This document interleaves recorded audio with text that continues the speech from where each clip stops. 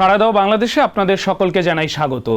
আসন্ন 12ই ফেব্রুয়ারি আমাদের জাতীয় নির্বাচন নিয়ে আছে শঙ্কা, সংকট, আশঙ্কা, জনমনে বিভ্রান্তি।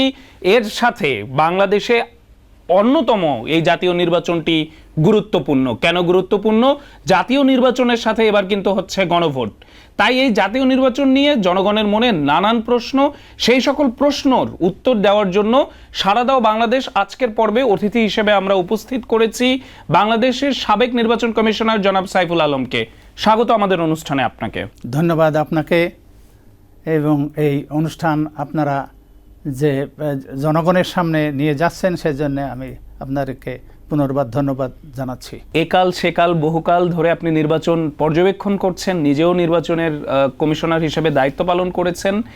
বাংলাদেশের বর্তমান নির্বাচনের যে আমেজ, এই আমেজটা কি অন্য বারের চেয়ে একটু ভিন্ন, নাকি সববারই এরকম আসলে ধারাবাহিক আমেজ আপনি পান বলে আপনি মনে করেন? এবার তো কিছুটা ভিন্ন হয়েছে এই কারণের জন্যে যে জুলাইয়ের যে পরিবর্তন এসেছে, সেই পরিবর্তনে মানুষের মনে অনেক আশা আকাঙ্ক্ষা রয়েছে যে তারা একটা সুন্দর সুষ্ঠু একটা নির্বাচন করবে, যাতে করে আমাদের এই দেশটা যে নির্বাচন সংক্রান্ত বিষয়ে অসুবিধার মধ্যে ছিল সেই অসুবিধাগুলো দূরীভূত করে একটা সুন্দর সুষ্ঠু নির্বাচনকে উপহার দিয়ে আমাদের দেশ গঠন তথা দেশের উন্নয়ন কল্পে যাতে আরও ভালো কিছু করা যায় সেই চেষ্টায় রত আছে সবাই। সাবেক নির্বাচন কমিশনার হিসেবে প্রশ্ন রাখতে চাই, আপনি ইতিমধ্যেই লক্ষ্য করেছেন একটি দল বলেছেন যে নির্বাচনে কোনো ইঞ্জিনিয়ারিং করা হলে তা মেনে নেওয়া হবে না। বাংলাদেশের রাজনৈতিক কালচারে আমরা বারবারই দেখতে পাই জিতে গেলে তালগাছটি আমার, মানে সালিশ মানি তালগাছ আমার, এই টাইপের। যিনি জিতেন তিনি নির্বাচনকে খুব ভালো বলেন, আর যারা হেরে যান তারা নির্বাচনকে খারাপ ইঞ্জিনিয়ারিং কিংবা একপাক্ষিক নির্বাচন বলে আখ্যায়িত করেন। সববারই আমরা সেটি দেখতে পাই। এই প্রেক্ষাপটে এইবারের সম্ভাবনা কেমন দেখছেন? এখান থেকে আমরা এখনও সরে আসতে পারিনি। যেমনভাবে আমি বিভিন্ন সময় শুনতে পাই যে জেলা প্রশাসকরা, দলীয় জেলা প্রশাসক বা এই এসপি সাহেব, দলীয় এসপি সাহেব, একথা এখনও শোনা যাচ্ছে। কিন্তু সেই দলীয় মানে কার দলীয়, কোন দলীয়?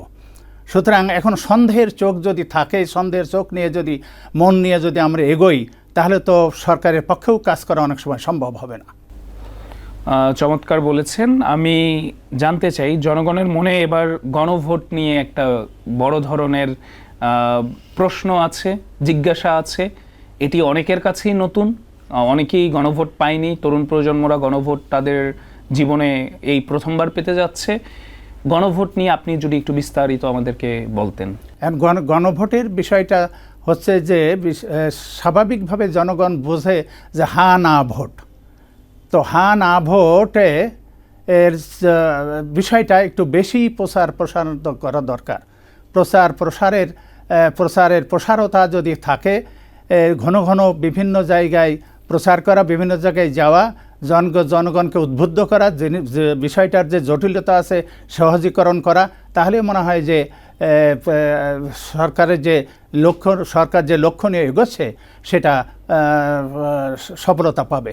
গণভোট নিয়ে জনগণের প্রচার এবং প্রসারতার কথা আপনি যে বলছিলেন, সেটির অভাব অবশ্যই আমরা ইতিমধ্যেই মাঠ পর্যায়ে দেখতে পেয়েছি। তা নিয়ে আমরা একটা বিশেষ পর্বও করেছিলাম। আপনাকে আমি প্রশ্ন রাখতে চাই যে গণভোট নিয়ে আপনার ব্যক্তিগত জায়গা থেকে মতামতকেই যেখানে একটু সংযুক্ত করতে চাই। 4টি প্রস্তাব করা হয়েছে গণভোটে। সেই 4টি প্রস্তাবে যদি এমন হয় যে দুটোতে আমি হ্যাঁ আর দুটোতে আমি না, সেই ক্ষেত্রে কি আমি বিপদে পড়ে যাচ্ছি কিনা, একজন সাধারণ জনগণ হিসেবে যদি আমি আপনার কাছে প্রশ্ন রাখতে চাই? তা তো অনেক সময় হবেই। যেমন আমি বলেছি যে একটা সেন্টেন্স অর্থাৎ বাক্যটা একটু কমপ্লেক্স আছে। সেই বাক্যের মধ্যে যে একাধিক আছে, সেখানে তো যিনি হা বা না বলবেন সে দুটো হা দুটো না বলতে পারেন, সেখানে সে একটু অসুবিধায় তো পড়েই যাবে। সুতরাং বাধ্যতামূলকভাবে হয় টোটালটা হ্যাঁ চলে যাচ্ছে আর নাহলে না চলে যাচ্ছে। এই থেকে তো এখন আসলে ব্যালট পেপারও ছাপানো হয়ে গিয়েছে, এখন কোনো সম্ভব নয়। তবে ভবিষ্যতে যদি কখনো গণভোটের প্রয়োজন হয়, সেই ক্ষেত্রে আপনার উপদেশ কি থাকবে?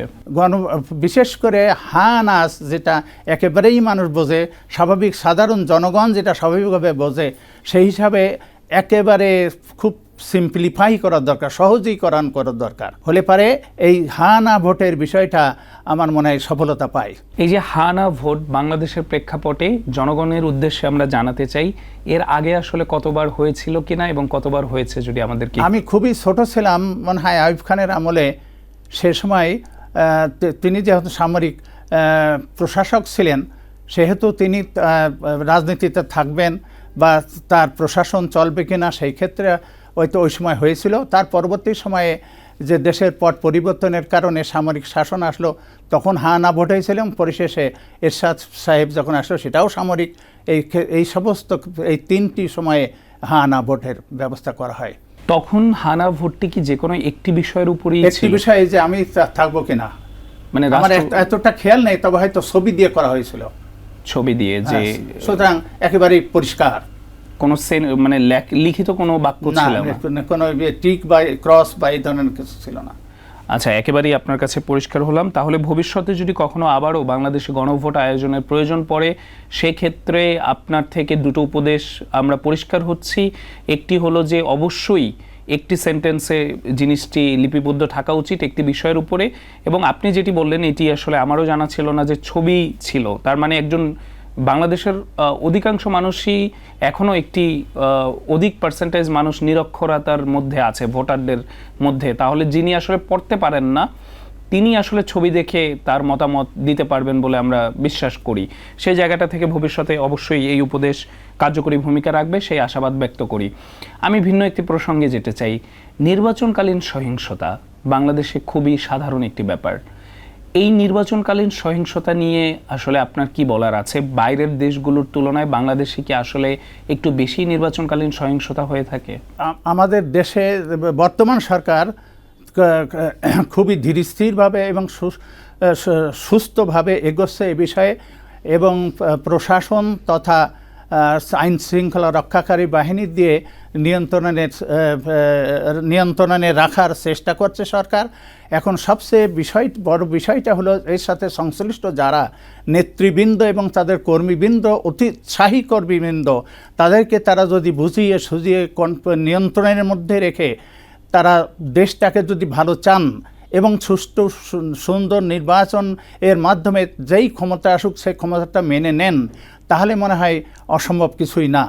তবে অবস্থার পরিপ্রেক্ষিতে মনে হয় যে কোনো জায়গায় যে সমস্ত প্রার্থী আছেন তারা আপ্রাণ চেষ্টা করছেন এবং মোটামুটিভাবে তারা ফিল্ড তৈরি করে ফেলেছেন, কিন্তু কোনো ক্ষেত্রে দেখা যায় যে বিশ্বাস অবিশ্বাসের প্রশ্ন থেকে যায়, এবং সেই ক্ষেত্রে নেতার বাইরে যদি কর্মী চলে যায় তাহলে অসুবিধা ঘটার সম্ভাবনা রয়েছে। ধন্যবাদ আপনাকে। আজীবনই আইন নিয়ে ঘাটাঘাটি করছেন, এখন আইনের পেশায় শিক্ষকতা করছেন, আইনের মধ্যেই আপনি থাকছেন। আপনার কাছে আইনের মাধ্যমেই জানতে চাই, বাংলাদেশের নির্বাচনী আচরণবিধি যে আইন আমাদের বর্তমানে বলবৎ রয়েছে, সেই আইনের সাথে আমাদের পার্শ্ববর্তী দেশ কিংবা বাইরের দেশের আইনের মিল অমিল কতটা পান, বা এটিকে আসলে কল্যাণ করার আরও কোনো উপায় আছে কিনা? এই ক্ষেত্রে ব্যক্তি সচেতনতা হচ্ছে বেশি, তারপরে নেতা নেতৃবৃন্দ তাদের কর্মীবৃন্দকে সুন্দর ও সুষ্ঠুভাবে তাদের চারিত্রিক গুণাগুণের একটা ভিত্তি তৈরি যদি করে দেয় ভালো সাইডে, তাহলে মনে হয় অসুবিধা হওয়ার কথা নয়। পার্শ্ববর্তী দেশেও আমি যে দেখেছি সেখানে বিলবোর্ড নেই, সেখানে হাজার হাজার লক্ষ কোটি পোস্টার নেই, কারণ মাথায় লেগে যাওয়ার মতো পোস্টার নেই।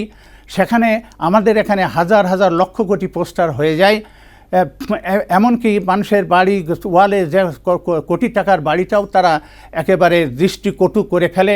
এই সমস্ত দিক যদি করা যায় তাহলে এইগুলোই হচ্ছে আচরণবিধির মধ্যে পড়ে। আচরণবিধির মধ্যে যেখানে লেখা হয়েছে যে এই তারিখ থেকে প্রসার করা যাবে, এই তারিখ থেকে বিলবোর্ড, এই তারিখ থেকে ব্যানার দেওয়া যাবে, তার আগেই আমরা দিয়ে ফেলি। সেখান থেকে আমরা এখনও ফিরে আসতে পারিনি। তো আপনার কথার প্রসঙ্গে একটি প্রশ্ন করতে চাই যে বাংলাদেশের প্রেক্ষাপটে আসলে আমি যদি খুব ভুল না করি, এইবার নির্বাচনে ভোটারদের প্রতি ভোটারে খরচ ধরা হয়েছে একজন প্রার্থী সর্বোচ্চ 10 টাকা করতে পারবেন। তো এটি কি বাংলাদেশে আসলে সম্ভব, বা আমাদের নির্বাচন কমিশন যেই খরচ বিধি সীমা নির্ধারণ করে দেয় তার মধ্য থেকে কি নির্বাচন করা সম্ভব?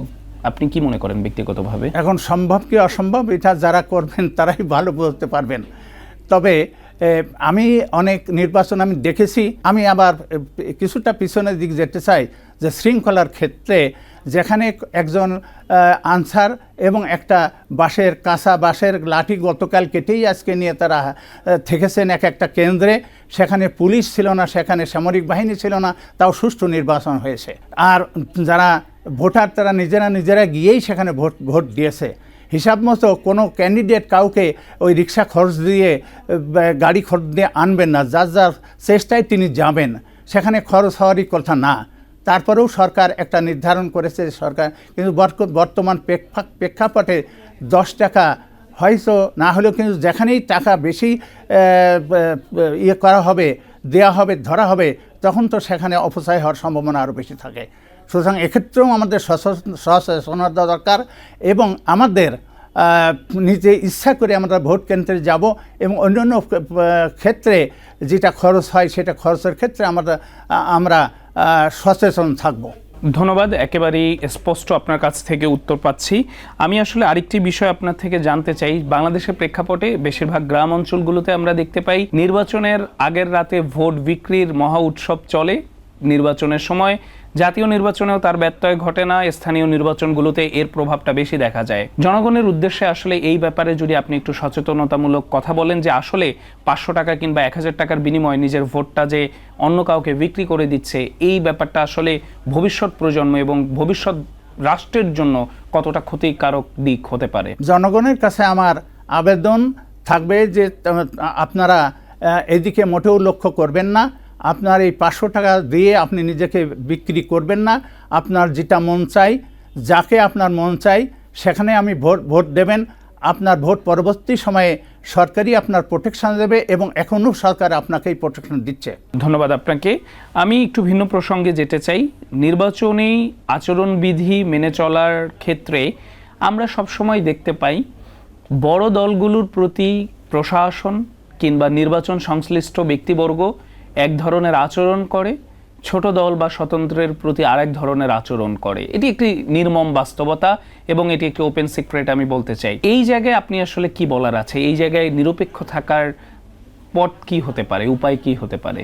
এই জায়গায় অনেকে দেখা যায় যে আইন শৃঙ্খলা রক্ষা তথা প্রশাসনের সাথে যুক্ত, এটাকে বলা হয় প্রভাব করা হচ্ছে, কিন্তু অনেক ক্ষেত্রে করা হয় না। কিন্তু অনেক উৎসাহী অফিসারও আছে, তারা এটা নিজেই এগিয়ে যায়। তো এবার যেভাবে আমাদের সরকারের পক্ষ থেকে যেভাবে চেষ্টা করা হচ্ছে, সেইভাবে অফিসারও সেট করা হয়েছে। তারা আমার মনে হয় উৎসাহী হয়ে এটা করবে না এবং অন্যরাও একটু যতটা আগে হয়েছিল ততটা প্রভাব বিস্তার করবে না। এই দীর্ঘদিনের যে আমাদের অভ্যাস, দীর্ঘদিনের আমাদের যে প্রভাব, সেটা একই দিনে আমাদের প্রতিহত বা দূরীভূত করা সম্ভব হবে না। আমি আশা করি যে এই নির্বাচন থেকে আমাদের অনেক শিক্ষা আমরা পাব এবং তার পরবর্তী নির্বাচনে হয়তো আস্তে আস্তে তবে সকল ক্ষেত্রেই নেতৃবৃন্দের স্বচ্ছতা এবং চেষ্টা থাকবে এবং সেটা থাকবে একেবারে অনেস্ট ইন্টেনশন নিয়ে। ধন্যবাদ, খুব চমৎকারভাবে আপনি গুছিয়ে বললেন বিষয়টি। আমি আরেকটি প্রসঙ্গে যেতে চাই, সেটি হলো যে বাংলাদেশের আসন্ন জাতীয় সংসদ নির্বাচন নিয়ে সহিংসতা হওয়ার একটি সম্ভাবনা জনগণের মাঝে দেখা যাচ্ছে। তারা ভয় পাচ্ছেন, একেবারেই আমরা মাঠ পর্যায়ে দেখেছি। আপনি ব্যক্তিগতভাবে কি মনে করেন নির্বাচন সঠিক সময় সঠিকভাবে যেভাবে সরকার চাচ্ছে সেভাবে শান্তিপূর্ণ পরিবেশে নির্বাচন হওয়ার সম্ভাবনা কতটুকু দেখছেন? শান্তিপূর্ণ হওয়ার আমি খুবই আশাবাদী এবং সরকার যেভাবে এগোচ্ছে তাতে শান্তিপূর্ণ হওয়ার সম্ভাবনা বেশি থাকবে। দুটো একটা ঘটনা যে ঘটবে না তা নয়, সেই ক্ষেত্রে ঘটতে পারে, তবে আমার মনে হয় যে গোটা নির্বাচনে ততটা প্রভাব পড়বে না।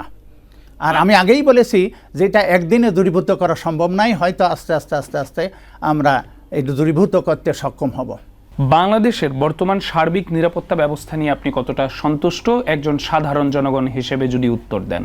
বর্তমান নিরাপত্তা বিষয়ে সেটাও আছে, যেখানে 18 কোটি লোক, যেখানে আমাদের নির্বাচনের রাজনৈতিক অবস্থাটা ভিন্ন প্রকৃতির ছিল, সেখানে আমরা এই 14 মাসে যে একেবারেই দূরীভূত হয়েছে এটা বলা যাবে না। তবে আমার মনে হয় সেক্ষেত্রেও এই জনগণের মধ্যে সচেতনতা সৃষ্টি করা এবং দলীয় নেতৃবৃন্দ তাদের কর্মীদেরকে নিয়ন্ত্রণের মধ্যে যদি রাখতে পারেন, তাহলে মনে হয় যে সংশয়তা কমবে এবং ভবিষ্যতে একেবারেই প্রায় থাকবে না বলে আমার বিশ্বাস। ধন্যবাদ আপনাকে। আরেকটি বিষয় আমি প্রশ্ন রাখতে চাই। নির্বাচনকালীন সময় জনগণ প্রার্থীদের কাছে আইনের একটি কাগজ দেওয়া হয় যে নির্বাচনী আচরণবিধি কি হতে পারে, আমি সেটি জানি, কিন্তু জনগণ অনেক সময় না বুঝে শুনে নির্বাচনী আচরণবিধির লঙ্ঘন করে এবং দেখা যায় যে তৎকালীন মাঠের নিরাপত্তার স্বার্থে নির্বাহী ম্যাজিস্ট্রেট তাদেরকে ফাইন করেন, জরিমানা করেন কিংবা কারাদণ্ড দেন। সেই জায়গাটা থেকে জনগণের গণসচেতনতা বৃদ্ধিতে সরকার বা আপনারা যখন ছিলেন নির্বাচন কমিশনার হিসেবে দায়িত্ব পালন করেছেন, তখন কোনো ধরনের পদক্ষেপ নিয়েছিলেন কিনা বা এখন নেওয়া উচিত বলে আপনি মনে করেন কিনা?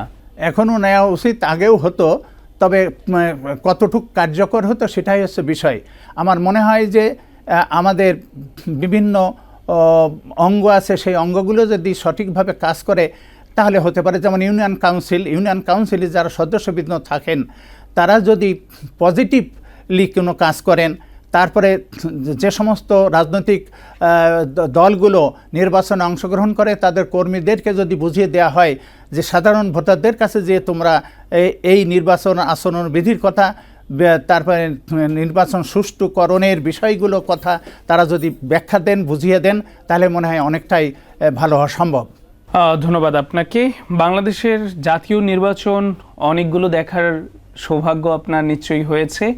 সেই জাতীয় নির্বাচনগুলোর প্রেক্ষাপটে যদি আমি আপনার কাছে প্রশ্ন রাখতে চাই যে জাতীয় নির্বাচন, স্থানীয় নির্বাচন, দুটো নির্বাচনই করা নির্বাচন কমিশনারের জন্য একটি দায়বদ্ধতার জায়গা থেকে আসে এবং আরেকটি জায়গায় আমি একটু আপনাকে সংযুক্ত করতে চাই যে আপনি নিশ্চয়ই জানেন যে কয়েকটি নির্বাচন কমিশনারদের বিরুদ্ধে ব্যাপক অভিযোগ রয়েছে, গ্রেফতার করা হয়েছে।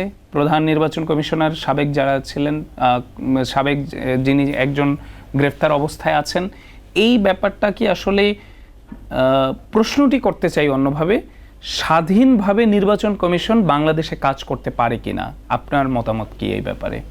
আমি আগেই বলেছি অন্য বিষয়ে যে অনেকে উৎসাহী হয়ে এগিয়ে যান। আমার মনে অত উৎসাহ না দেখানোই ভালো। দেশের আইন আছে, তার দায়িত্ববোধ আছে, সকল কিছু মিলিয়ে যদি ওই অনেস্ট ইন্টেনশন নিয়ে কাজ করে তাহলে এভাবে গ্রেফতার হতে হবে না। আমাদের এই জাতীয়, এটাকে কি বলবো, দুর্গতি, এই জাতীয় দুর্গতির মধ্যে আমাদের পড়তে হবে না। মানে ব্যক্তিগত ভালোবাসা কিংবা ব্যক্তিগত ইচ্ছাগুলোকে যদি আসলে প্রশমিত করা যায় তাহলেই আপনি বলছেন যে এই সমস্যার থেকে উত্তরণ সম্ভব হয়ে যায়।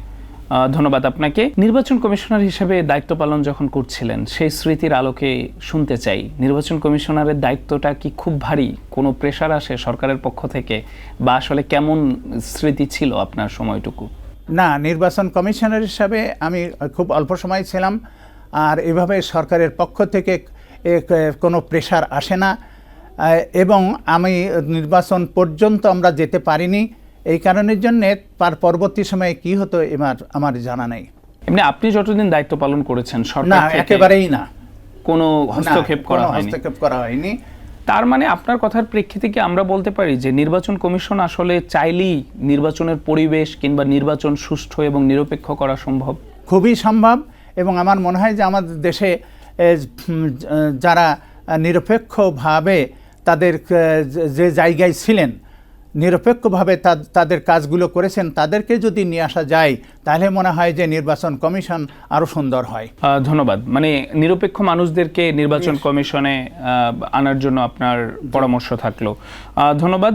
আমরা একেবারেই অনুষ্ঠানের শেষ পর্যায়ে আছি। আমরা শেষ করতে চাই। শেষ করার আগে গণভোট, আসন্ন জাতীয় নির্বাচন সব কিছু নিয়ে মোহনা টিভির দর্শক তথা বাংলাদেশের জনগণের উদ্দেশ্যে যদি আপনার কিছু বক্তব্য থাকে। বাংলাদেশের জনগণের কাছে আমার আহ্বান থাকবে যে আপনারা ভোট দিতে আসুন, সুন্দরভাবে ভোট দিন।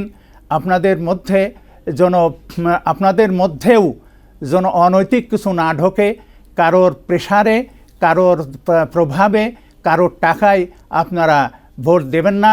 আপনারা নিজের ইচ্ছায় নিজের পছন্দের লোকটিকে আপনারা ভোট দিন। আর এই বিষয়ে মোহনা টেলিভিশন যে পদক্ষেপ নিয়েছে এই নির্বাচনের আগে, সেই জন্য মোহনা টেলিভিশনকে আমি আমার অন্তরের অন্তঃস্থল থেকে ধন্যবাদ জানাচ্ছি। ধন্যবাদ আপনাকে।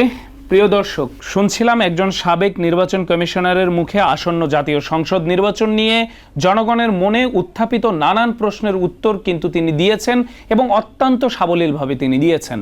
আপনারা যারা নিয়মিত আমাদের এই অনুষ্ঠান দেখছেন এবং দেখে থাকবেন, আপনারা নিশ্চয়ই জানেন প্রতিটি পর্বেই আমি একটি কোড লাইন ধরি এবং ওই কোড লাইনটি আমি অনুষ্ঠানের শেষে আপনাদেরকে পরামর্শ কিংবা মতামত দিয়ে শেষ করি আমাদের সাড়া দাও বাংলাদেশের অনুষ্ঠান।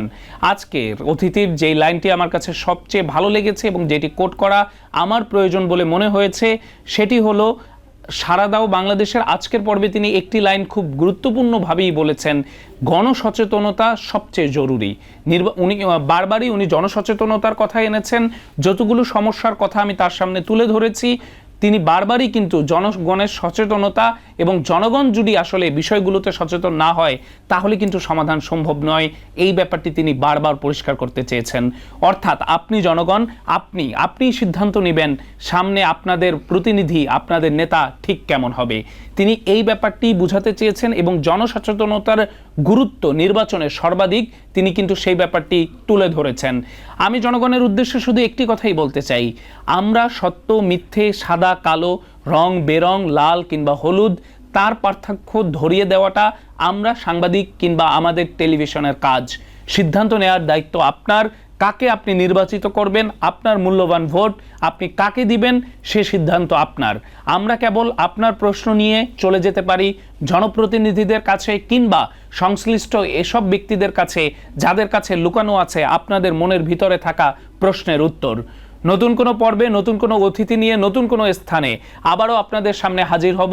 সে পর্যন্ত ভালো থাকুন, সুস্থ থাকুন, মোহনা টিভি তথা সাড়া দাও বাংলাদেশের সঙ্গেই থাকুন। ধন্যবাদ আপনাদের সকলকে।